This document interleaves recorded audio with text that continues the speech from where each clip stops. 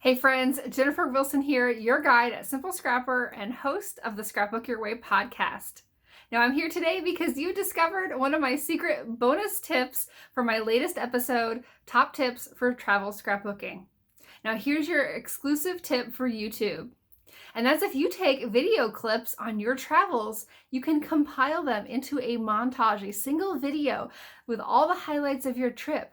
And then put a QR code, one of those little funny black and white codes, into your scrapbook album, whether it's a printed album, a photo book, a traveler's notebook, whatever type of project that you create, you can add that QR code and send it directly to that video montage so that you and your friends and family can relive that trip in live motion as well.